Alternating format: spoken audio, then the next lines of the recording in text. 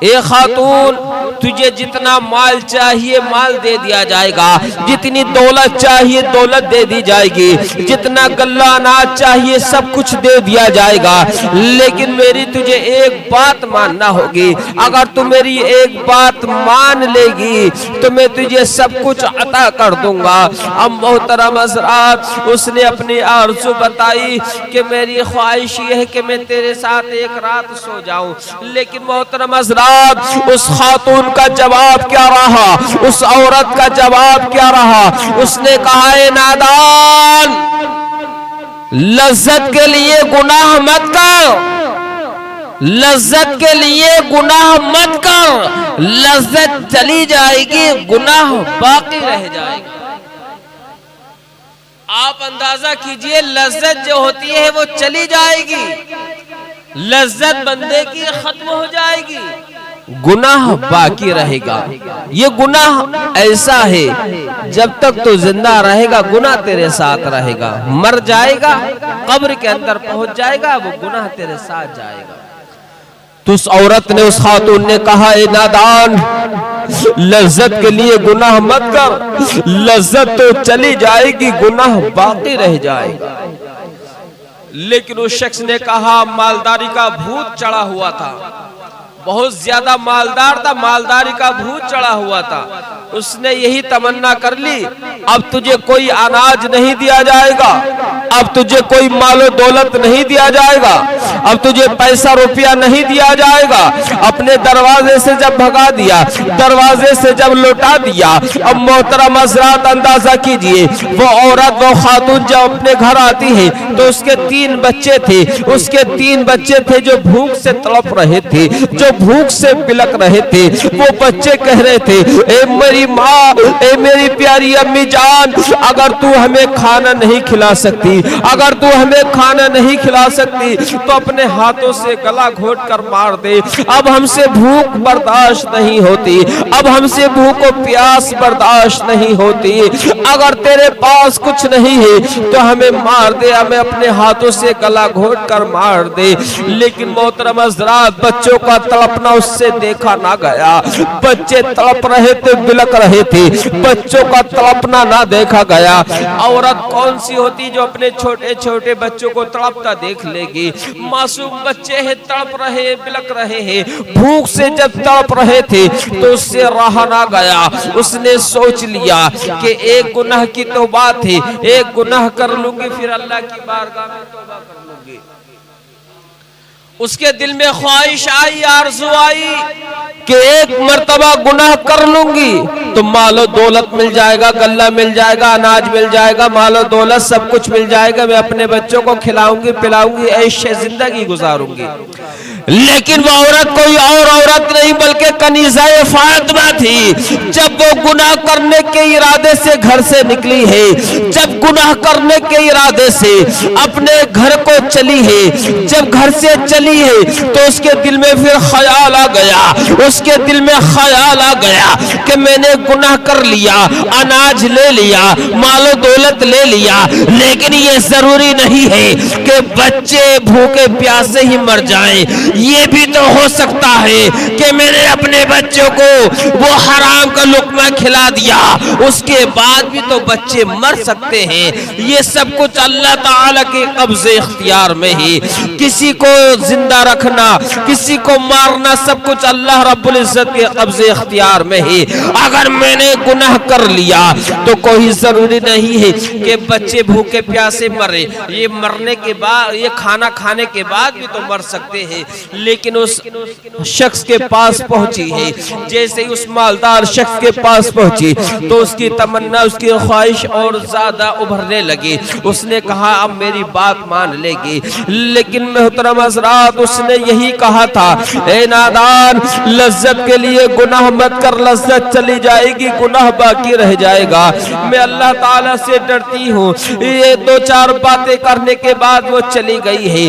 جب اتنا کہا تھا تو اس کا ذہن بدل گیا، اس کا دل بدل گیا۔ اس نے کہا یہ کیسی خاتون ہے جو گھر میں کھانے کے لیے نہیں ہے، پینے کے لیے نہیں ہے، بچے بھوک سے تڑپ رہے ہیں، لیکن پھر بھی اللہ تعالیٰ سے کتنا ڈر رہی ہے، اور میں مالدار ہو کر، زمین جائیداد والا ہو کر، مال و دولت والا ہو کر اللہ تعالیٰ سے نہیں ڈر رہا ہوں۔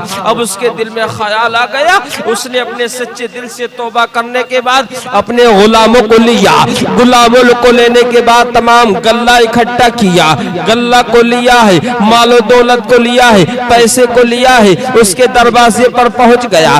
دروازے پر پہنچنے کے بعد جیسے ہی دروازہ کھٹکھٹایا، اس خاتون نے کہا کون؟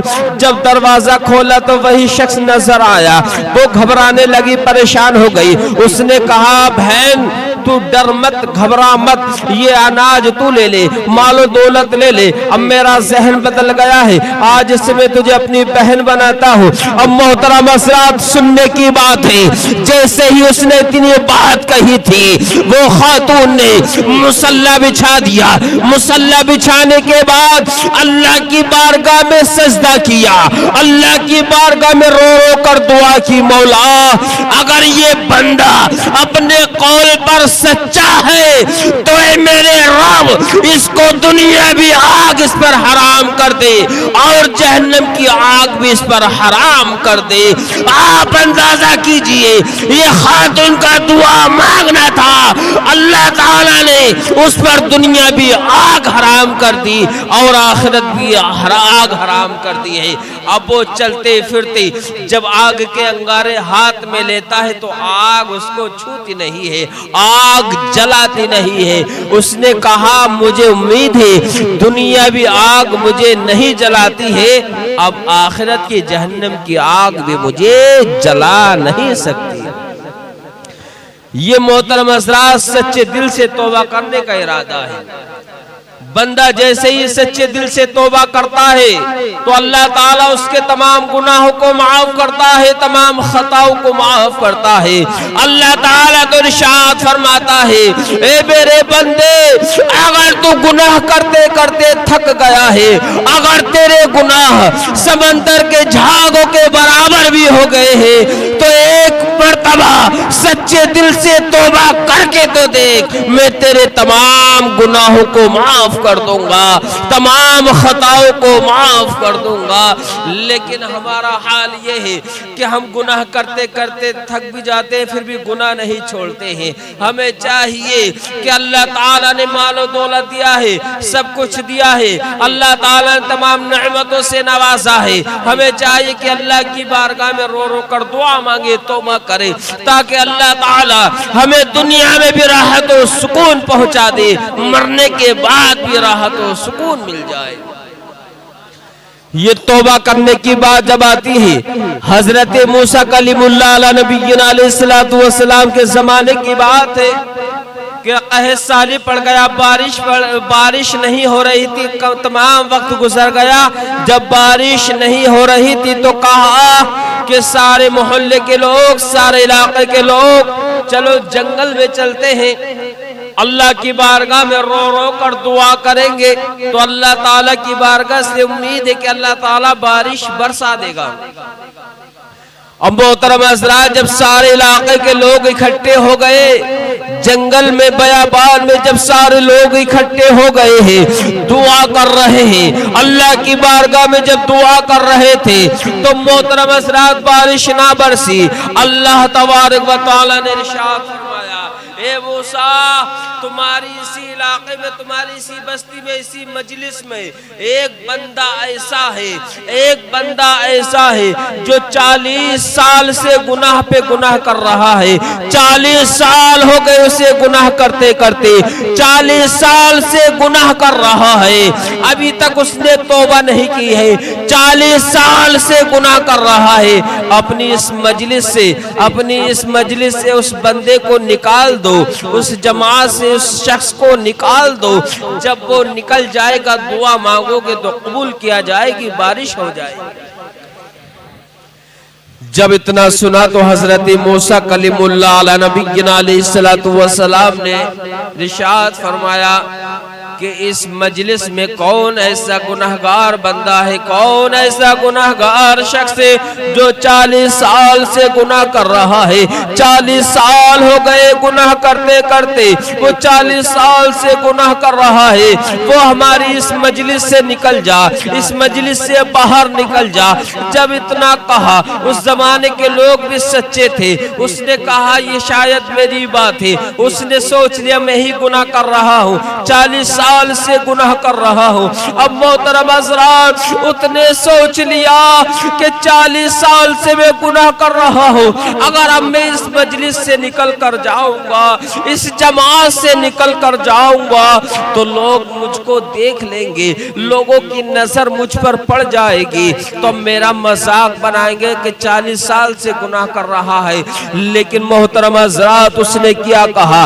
اپنی نظروں کو نیچے جھکایا ہے، اپنی نظروں کو نیچے جھکانے کے بعد دل سے ارادہ کر لیا، اللہ کی بارگاہ میں رو کر دعا کی، مولا آج میری لاج تو رکھ لے، اے میرے مولا آج میری لاج تو رکھ لے۔ اب میں سچے دل سے دعا کرتا ہوں کہ آج کے بعد گناہ نہیں کروں گا، آج دل سے توبہ کرتا ہوں، اپنے گناہوں سے توبہ کرتا ہوں، اے میرے مولا آج کے بعد میں کوئی گناہ نہیں کروں گا۔ اس نے یہی دعا مانگی ہے، دعا بھی ختم نہیں ہو پائی کہ بارش برسنا شروع ہو گئی ہے، اب بارش برسنا شروع ہو گئی ہے۔ حضرت موسیٰ علیہ السلام نے عرض کی، مولا ابھی تو کوئی بندہ، کوئی شخص اس مجلس سے باہر نہیں گیا، یہ بارش کیسے برسنے لگی؟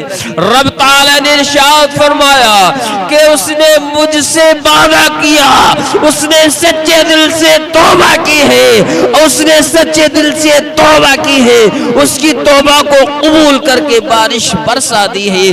ایک مرتبہ سچے دل سے توبہ کر کے تو دیکھ، اللہ تعالیٰ تمام گناہوں کو معاف فرمائے گا، تمام خطاؤں کو معاف فرمائے گا، ہمیں اور تمہیں جنت کا مکی بنائے گا۔ حضرات ہمیں چاہیے کہ اللہ رب العزت کی بارگاہ میں رو رو کر دعا مانگے، گڑ گڑائے، تاکہ اللہ تعالی ہمارے تمام گناہوں کو معاف فرمائے، تمام خطاؤں کو معاف فرمائے، ہمیں اور تمہیں جنت کا مکی بنائے۔ آپ اندازہ کیجئے، نبی پاک علیہ السلام ارشاد فرماتے ہیں، جو اچھے اعمال کرے گا، نمازوں کی پابندی کرے گا، اچھے اعمال کرتا رہے گا، اسے جنت دلانا ہماری گارنٹی ہے۔ اچھے اعمال کر کے تو دیکھ، اللہ تعالی تجھے جنت عطا کرے گا۔ کون نبی فرماتے ہیں؟ جس نبی کے صدقے اللہ تعالیٰ نے ساری کائنات کو بنایا ہے، وہ نبی ارشاد فرماتے ہیں، جس نبی کے صدقے اللہ تعالیٰ نے زمین و سما کو بنایا ہے، مکین و مکہ کو بنایا ہے، اللہ تعالیٰ نے ہر چیز کو بنایا نبی کے صدقے، جنت دوزخ کو بنایا نبی کے صدقے۔ وہی نبی ارشاد فرماتا ہے کہ نماز میری آنکھوں کی ٹھنڈک ہے، سبحان اللہ۔ وہی نبی ارشاد فرماتا ہے کہ نماز میری آنکھوں کی ٹھنڈک ہے، نماز دل کا سکون ہے، نماز آنکھوں کا نور ہے، نماز قبر کے اندر روشنی کا انتظام ہے۔ یہ کام کر کے تو دیکھ، پھر نبی پاک علیہ السلام تجھے ہاتھ پکڑ کر جنت لے جائیں گے، سبحان اللہ۔ یہی بات ہے کہ نبی پاک علیہ السلام نے جب جنت کا دروازہ کھولا تو رضوان جنت نے عرض کی، آپ کون ہیں جو جنت کا دروازہ کھول رہے ہیں؟ نبی پاک علیہ السلام نے ارشاد فرمایا کہ تم مجھے نہیں جانتے میں کون ہوں؟ ارے شمس دوحا میں ہی تو ہوں، بدر دجا میں ہی تو ہوں، نور خدا محمد عربی محمد مصطفیٰ میں ہی تو ہوں۔ تو رضوان جنت نے عرض کی تھی، یا رسول اللہ، اللہ تعالیٰ نے مجھ سے کہا تھا، اے رضوان جنت کا دروازہ کسی کو کھولنے مت دینا، لیکن جب میرا محبوب آئے تو اسے روکنا بھی مت، منع نہ کرنا۔ تو آپ اندازہ کیجئے، کسی کے لیے اجازت نہیں، ہمارے نبی کے لیے منع نہیں۔ ہمارے نبی جنت میں جا بھی سکتے ہیں اور جسے چاہے جنت میں لے جا بھی سکتے ہیں۔ ہمارے نبی جنت میں جا بھی سکتے ہیں اور جسے چاہے جنت میں لے جا بھی سکتے ہیں۔